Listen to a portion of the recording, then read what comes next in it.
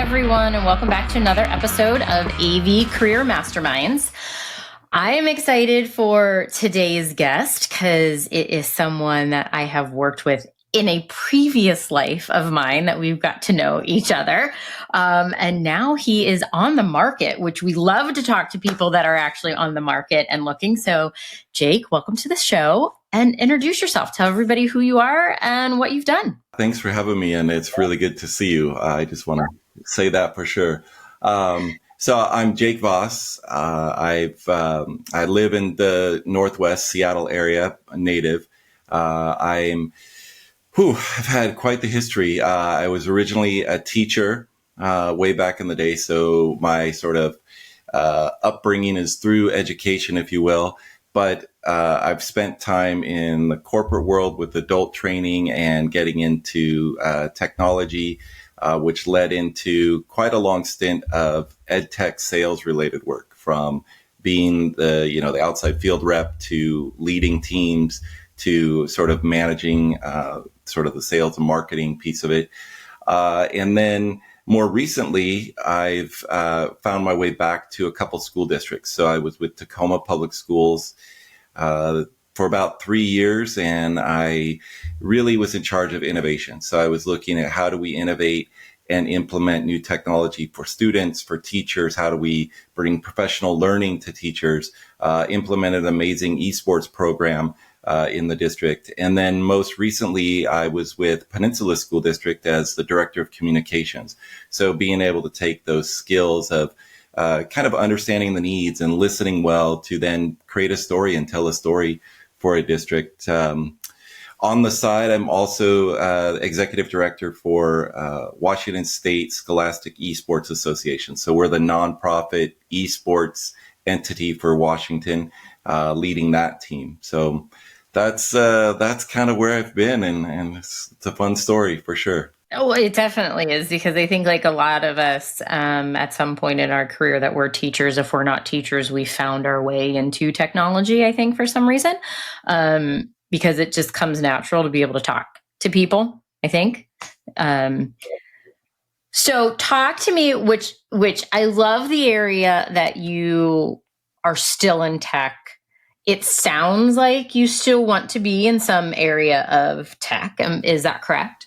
I do. I mean, it's definitely, my master's degree is in technology integration. And so just that's in my core being to have that, what are we thinking about with hardware, software, AI, all the things going on there. So definitely would love to still be involved in some capacity with that. Yeah. Now, as far as looking at the esports functionality and knowledge that you have, and with the nonprofit, what are you seeing happening with the kids, and whether it doesn't matter what the age group is, whether it's esports in high school or esports at the collegiate level, what are you seeing with the kids understanding the technology that goes with now esports, not just the game and the computer, but the environment and the visual aspect of like an esports arena? Where are you seeing the kids take that?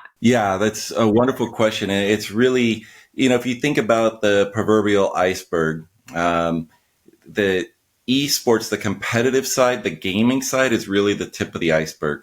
And where there's real gold to be mined when it comes to thinking about the technology, thinking about career pathways, thinking about interest in all of that is underneath the surface. And that is related to, if you think about CTE programs with whether it's game design, production, cybersecurity, computer science, coding, all of those sort of career paths that we've spent a lot of time learning about and sort of nurturing our kids towards, at least bringing those to light in school, especially, fits so well in the esports environment. There's sometimes when I give a presentation, I have this big spider web of pathways, and the gaming piece, the actual professional gaming, like achieving that is such a small part of it.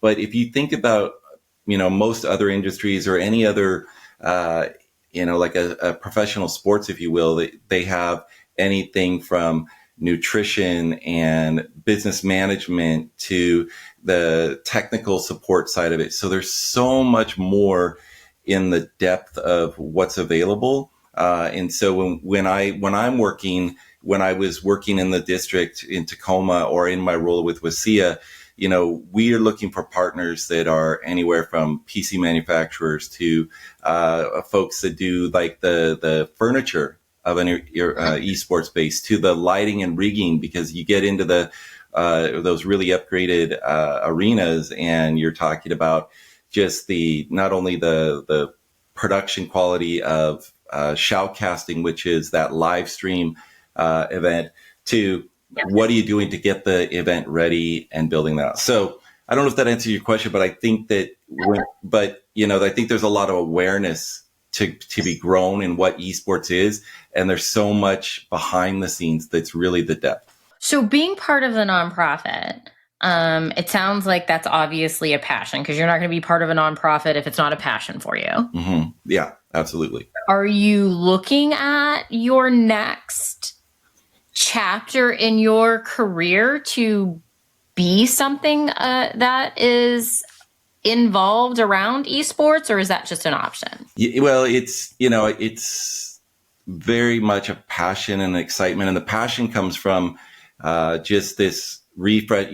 When we were in interactive boards way back in the day, there was such an excitement and curiosity around what are these things, and it was really fun to go talk to people about it because they were in a mode of learning and growing, and they had a lot of curiosity, and that's where esports is at in a lot of ways. And so when we think about the benefits that it provides to the students, especially, 60+% of the kids that participate in esports are not involved in their school in any other way. So we're tapping into a group of kids that have normally not really had an identity with their community.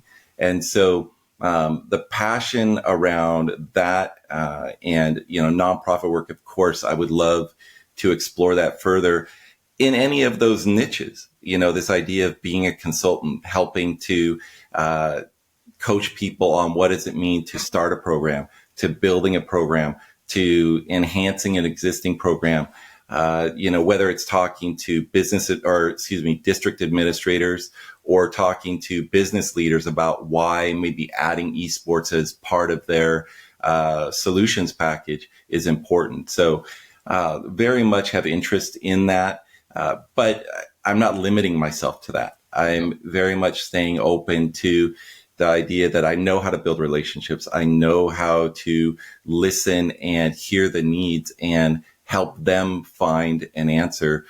So roles like that would be wonderful. So now if we look at it and we say, you mentioned are kind of where we know each other from that interactive display type. So does going back to a manufacturer excite you, or would it have to be in a way where it's not just regionally based, maybe more of like a East Coast, or not so much East, you're on the West Coast, I'm on the East Coast, but a West Coast or a national type position? Is that something that at this stage in your career would excite you? Yes, definitely. I want to have more involvement in some of the larger decisions, strategic planning, the vision. I want to take the knowledge that I have and the experience I've had and work in a broader community. So, the idea of going back to a manufacturer or a local reseller or something and just being kind of that local guy on boots on the ground kind of thing probably doesn't interest me. But the idea of being in a role where I get to help coach and lead a team, or I get to be part of consulting with those decision makers for a district or corporation or something like that. Having chances, I've done a lot of presenting at conferences. I love doing that. And so getting a chance to be a representative of an organization, that part would really interest me. Now, what about the higher education community? Have you thought about some type of involvement where you can work with the higher education community in ways of helping them with their, let's just kind of go on the line of esports, but with their esports programs. What's interesting with higher ed is that, again, in previous roles, I did work with some colleges to help design and help them build their solution. So I have a sense of what that dynamic is. I've also been an adjunct professor for Central Washington. And in that role, so I understand also this idea of being on the side of teaching future teachers. And what does it look like? What do they need in those environments? And I think there's a lot of growth potential. If we think, if we took something like an architecture path in a college, you don't go in and use a big drawing table. You're using CAD software, the tools of the industry. When I go to ed departments at a college or university, a lot of times they don't have the tools yet that those teachers are getting in the classroom. So we're not quite getting them as ready as we could, as an example in the education space. So yeah, definitely with higher ed. And then when we think about esports, I'm building a lot of relationships in my role with colleges, helping them to build their program, helping them get connected with future players and people that want to be involved in that career path. I worked with Boise State on designing helping them figure out a curriculum that allowed high school students to get college credit for an esports minor. So just those different dynamics, I would love to be involved in higher ed. That's, and anybody that listening and that follow, they know how much I love the higher ed community, right? I work so close with lots of them there, and even in my current job. The one thing I do know about and love about the higher ed community is their willingness and their openness to be able to share. So I'm sure someone out there wants to be able to do what you did with Boise State, but they just don't know how. And I would love the opportunity to talk to them about that, right? If it's, in a consulting capacity, if it's being a part of their team, anything like that, I would very much welcome that opportunity. Yeah, because we see that in even with me, I'm on the board of a nonprofit also, and we talk about educating the youth about the AVIT industry and what that involves, and getting them to love it. Now, as we both know, there's not a career path for AV, right? Everybody has just fallen into this industry. That's our thing. But being able to take them and say, from that high school level of working with esports, now I'm going to be able to find some type of a minor. They're going to be able to take that information and transfer it, like you and I have both done, into a different area of a career, but still involve the tech. I was thinking about one of the companies that we work with on the esports side. They're sort of like our sister company, if you will, and they're a nonprofit also, and they have this whole production team. And one of the things that we've talked about with them is, even doing something like a summer camp where the kids get to learn that behind the scenes piece, which then falls in line with what they might be doing as part of a college program, whether it's a major or minor or just an area of interest. And, when we talk to the game industry leaders and decision makers, one of the key things that they're looking for in candidates is, are they a gamer themselves? Not the quality or the how well or even what they play, but just that idea of, being a part of that community. And so, really helping our generation continue to embrace this idea that gaming isn't a bad thing, and that there's some really positive skills that come from that also translate into building that career development. And so, because I've witnessed that firsthand, because I am experiencing that, I have boys that are 22 and 15, so they're living it. The idea that they can, oh my gosh, what am I trying to say? Basically, what I can do is bring sort of that real world knowledge to help people in our generation be like, hey, here's why you should embrace this. That's another big piece of where I feel that I potentially could fill a gap, is educating a large group of folks that are in leadership roles, strategic vision roles for companies, higher ed, K-12 that aren't always aware of why. Why does this matter? Why does this consideration, especially around esports, make a difference? Why should we invest in it and not just traditional sports? Or why should CTE be engaged? Things like that. Well, and what I find interesting is a lot of times, especially at the university level, I haven't gotten into too much into K-12 level, but especially at the university level, esports is under the athletics department, and which I find very interesting. But with that being said, at the high school level, you are absolutely right. There are kids that don't get involved at all in anything at the high school level, but they will get involved in the esports type program. And trying to figure out who at a district or at a high school or even at the middle school level is going to be able to support those students. Are you finding people there, or are you finding people that are like, I don't, like you said, I don't get it. I don't want to support it. We don't want to do it.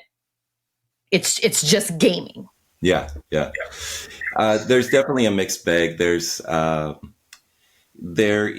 mix. It's very grassroots right now. A lot of it is you have teachers that maybe have been gamers themselves that decided, I want to start something like this. So in that very traditional teachers have big hearts sort of way, they'll commit their own time and money to starting a program just because they want to get these kids involved, because there's a like-minded sort of spirit between those kids and those teachers that like this. I would say that we're seeing on some level, and I would say this is both, K-12 and higher ed, you'll find pockets of leadership that get it and decide, okay, I'm willing to find funding for this program and provide paid coaches, provide adequate equipment and a place for them to gather for gameplay and just being in the community. But there's also a lot that really are stuck on how is esports a sport? And they don't quite get that yet. And so I think they're hesitant to, if they're in charge of, say, funding that goes in that realm, how and why should I be funding this? What I did in Tacoma as an example was I built a strong partnership between the IT department, the athletic department, and CTE. And what we did is we shared I got them to work with me and see how to share the resource piece of it. So CTE would often provided us the hardware and the space to meet in because it would be after school in a CTE lab or something. Then athletics was funding the coaching fees or the coach's stipend and say the league fees and jerseys, kind of typical things that they would do as part of athletics. And then IT was providing all of the support to make sure that everything functioned and it was still secure in a safe environment. And so no one had any burden beyond what was probably already relevant for their space. And then I just helped them understand why, going from 4 pilot schools to 14 schools across the district and 40 kids to 240 kids, was sort of the proof in the pudding for everyone. And so that's an important story at all levels, because colleges have full on, Boise State as an example, full on program. But UW just has it as it's a bit more casual. They have a lab and they're committed to it, but I don't know that it's at the same level of, say, someone like Boise State yet. So do you think it's more of, and this is what I've seen at some of the universities that I've talked to, it is a student-led club that has a faculty advisor?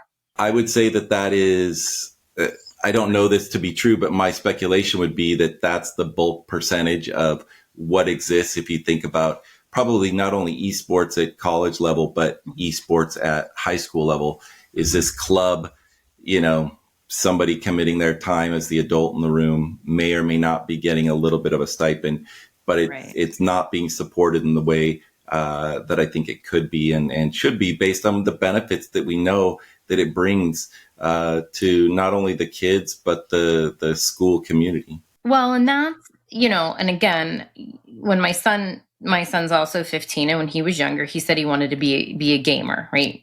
We transitioned over things, and I'm like, no. Like, mom says, nope, you're not playing video games, and I'm in tech. Like, I said, no. But then as I got to understand and learn, there's so much that goes on. There's teamwork that goes on. There's the manager, so to speak, if we want to translate it into corporate kind of terminology. There's a manager, the lead, that's going to help drive and get everybody on the same page and together and what they're doing. And then you have all your little office workers, which are kind of the behind the scenes. So you can take it, and the skills that they're learning by being gamers and playing esports, now you get a few little snippets of, if you want to do, work in corporate America, you now have some of the skills to do this position, this position.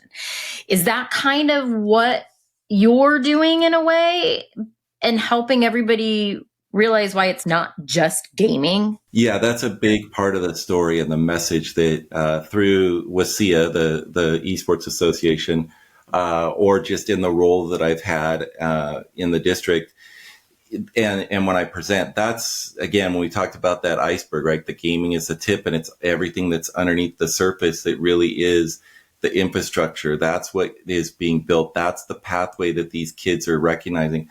I have a good friend in our organization.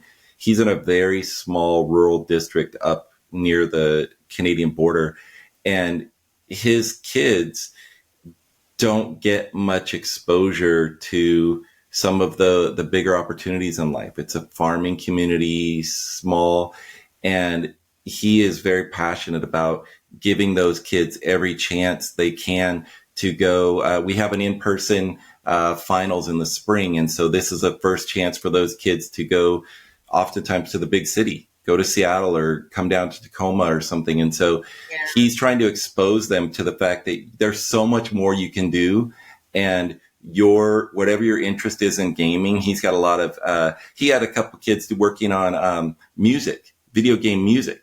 And where could that lead as far as going to college or going and working for a game design company, something like that. So huge opportunity there to tap into people's, passions.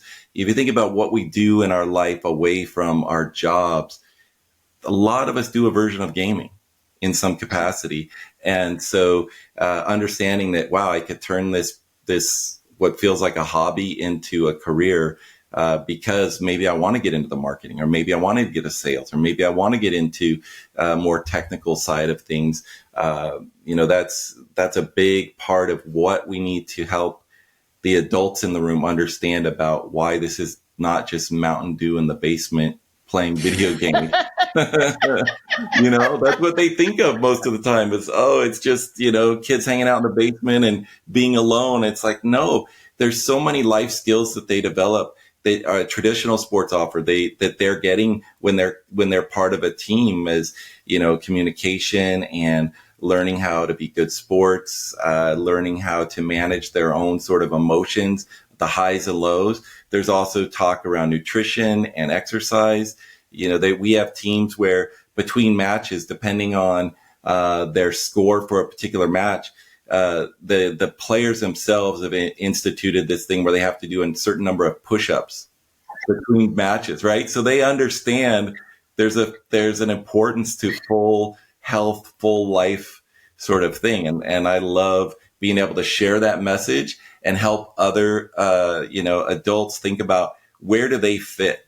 Where can, if I'm in a role, for example, that working for a company, and how do I help our customer understand the vision and how our solution fits, or something like that. So not that I'm trying to pigeonhole you at all into esports. I know that because I like I said, we've known each other for a really long time. We see each other at different shows and things. And, I did peruse your LinkedIn page because I'm a big LinkedIn person anyway, and see the things with esports and being it a passion for me also, right? Mm-hmm. I think there's an opportunity, and again, just my opinion. And so correct me if I'm wrong though, but I think you have an opportunity of really getting involved with not so much like the manufacturer aspect of it, but the consultant aspect. So those AV type consultant agencies that are out there that are helping the end user customer design and pitch why they need to do this. Does that sound something of interest for you? Yeah, and I would say that I've dabbled in that a bit already. There's some AV companies that are local to my area that I've known over the years.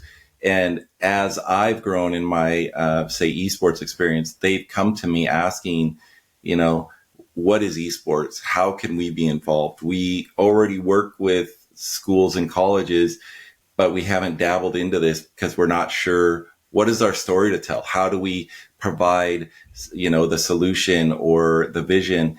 And so I've helped them with that. One of the other things that we're working on with SIA is at the local, the regional conference, EdTech conference is NCCE. And we are working in partnership with them to create an esports experience. And what I've done is I'm reaching out to various AV partners, or really kind of just like one, VAR, if you will, that has a catalog of solutions, and asking them to partner with me to say, bring in your manufacturer partners and let's create a whole environment, a booth space that says, here's what it could look like to create esports at your school or college. You need furniture, you need PCs, you might need peripherals, you need charging stations, maybe you need some software for coaching or for managing. And so the VAR that I work with, the resellers, is able to start to see the vision by bringing, we already work with all these manufacturers. We just need them for these different pieces. So in my capacity, to kind of come back to your question of like, let me help and coach and work with those resellers to say, this manufacturer can support this aspect of it, and here's how we can provide a full solution to an interested customer. Yeah. You got to wave the magic wand and have that dream job. What would it be? At my core, building relationship and coaching and leading are, I think, the sort of my strengths, where I naturally fit and where I've always sort of flourished. And so a dream role for me is this opportunity to, whatever the company is, to be able to be consultative to potential customers, help them strategically find their solutions across the country, across the world. I'm not afraid to travel. I like working remote. I want to have that sort of bigger exposure. I would love if that also then gives me a chance to help coach up or lead some of the team members, that are out there building those direct relationships. How do I help them be more strategic in building that? How do I step in and be, part of I want to make a strong contribution. And so, I don't know if that's too vague, but that's sort of the idea of how I feel like I have a lot of experiences in different roles that allow me to, at times be able to code switch in how I'm talking to people, being able to talk to IT, be able to help them understand, that was a powerful thing in Tacoma, was I helped them understand why they need to support and what it looks like to support these kids gaming at this time of day and the needs they have, and then help the sort of end user side understand why we have to be mindful of what IT needs from a security standpoint and whatnot. Well, and part of the reason why I wanted you to answer that question too is the fact that you do have those different levels of being in the classroom, working in IT as a manufacturer, going back and being in that consultative way. Because what I've seen in my career is and I could get myself in trouble for this, which is fine, but the AV, your typical AV IT salesperson has solely been focused on, I need to make the sale. This is the solution, and I need to make this sale. And they can talk to that specific customer, but there's always this outlining of people that you need to be able to talk to. You have the ability to educate these surrounding people and even the individual AV salesperson on why these are all important. Because that's how I've taken my role in my career. And so I think you have that same mentality of being able to morph into all the different roles that are potentially there. Yeah, I appreciate you saying that. And, I think part of it is, and I would imagine you and I have the same, experience that comes with time, is this idea of, being aware that there might be other stakeholders, other decision makers, that the internal group that you're initially talking to may not even know that they need to include. So helping them ask, questions that they hadn't asked themselves, helping them consider who else needs to be at least brought to the table at the beginning, rather than being in a reactive state. Let's make sure we've checked in with different groups. And it's a little bit of, I like to go by this, go slow to go fast. You got to really be a little bit more methodical up front at times. And that pace can get faster as you become more accustomed to it. But again, when you're talking about, as you described, that sort of, typical AV person, they haven't yet maybe had those experiences. And so how can I help them get to that more bigger awareness of things? How do we help them, as the person providing a solution, anticipate questions and answers that the customer may not even known to ask yet? That's that power of the consultative role and the trust building that comes out of it, which I think then goes beyond, like, we're providing a solution for project A, when really we're becoming the trusted partner that at least asks for insight on all that's happening as they go forward. Definitely. And I think also part of the reason some of us are able to do that is because we have teacher backgrounds. Yeah. You have to be ready for any question that student is going to throw at you. So you think about all of that, and you're able to figure out how to answer the question quickly, get them all on the same line. I think that's like a power teachers. That's that superhero power being an educator has, right? But the other thing too is, with the AV industry, we are going to IT, right? IT has been IT for so long. So many of the products now that are on the market are going onto the network. We need to involve IT. And I think a lot of us in the AV industry are afraid to say to our customers, have you engaged with your IT department? Because everybody's going to say, which I'm sure you've experienced it, as soon as you tell IT you want to put 15 gaming computers on their network, they're going to be like, no. Yeah. And you have to explain why they need to at least consider. Yeah. Yeah, absolutely. And that's, but again, I think of a couple sides to that. One is, if I'm working with a customer and have they talked with IT and there's hesitation, or the AV rep is reluctant because that might slow things down, what they have to understand is it feels like it might be slowing it down, but it's really building a more stable infrastructure to make it go quicker later. It's the last thing you want to do is assume that you've gone down. I think we've both probably had an experience where we were in the 11th hour of a deal being done, and it gets hard stopped and maybe killed because IT is just now finding out about it, and they're saying no thank you. So let's involve them early. And an example, again, when I was with Tacoma, the experiences by including IT in what we were doing, they got excited and wanted to find solutions that worked safely within the confines of what they needed to be. And then they were also became my resident experts when other districts came calling and their IT was nervous. Their network team was nervous. I said, well, we've done it. Talk to my network guy. Don't listen to me.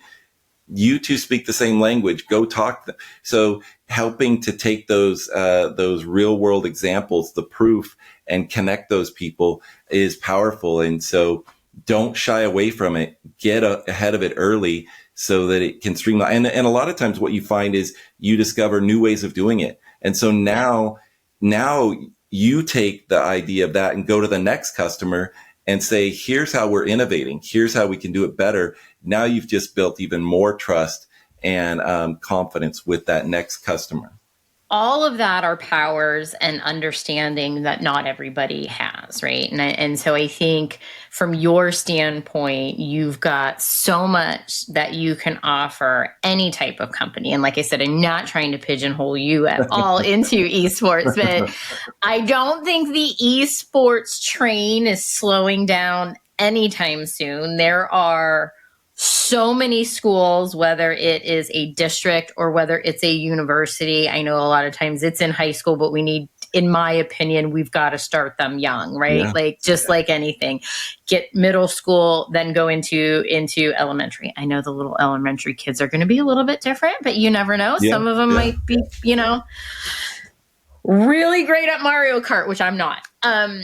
So Jake, thank you for joining me and talking today. And so let everybody know where they can find you, how they can reach out to you, if they've got questions, if they want to bring you on as a consultant, whatever. Where can we find you? Yeah, I would say the easiest place to find me is going to be on LinkedIn, just at Jake Voss. And I think it might be actually Jake Voss 74. Might be the official version of Jake that you'll find out there. But yeah, that's going to be the best way. My email, if someone wanted directly, is jakevoss74@gmail. So yeah, by all means, I would love to have a follow-up conversation, explore ideas.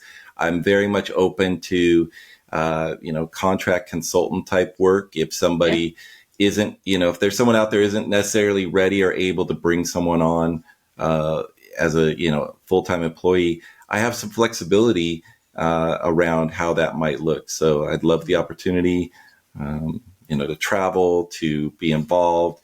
The fact that I've, my most recent role was at the cabinet level from a school district. I understand how to be thinking and what they're concerned about when we're thinking that bigger strategic vision. Love higher ed as well. So yeah. Thank you for giving me time to, to share. Oh, yes. And I can tell you in working with Jake, he's amazing. We, even though it's been several years that we've worked together, he is amazing. He's always been helpful and supportive, whether, whatever we were doing, me being in Florida and him being all across the country. He's always been helpful and supportive, and he's an amazing person. So thank you. I hope this helps you. And remember, everybody, this is why we do this. This is why we talk to people, because we are more than words on a resume. Thanks, everybody, and stay tuned and make sure to check out all of my friends at AVNation Media. The network for the AV industry. What are you listening to? This is AV. This is AVNation. This is AVNation.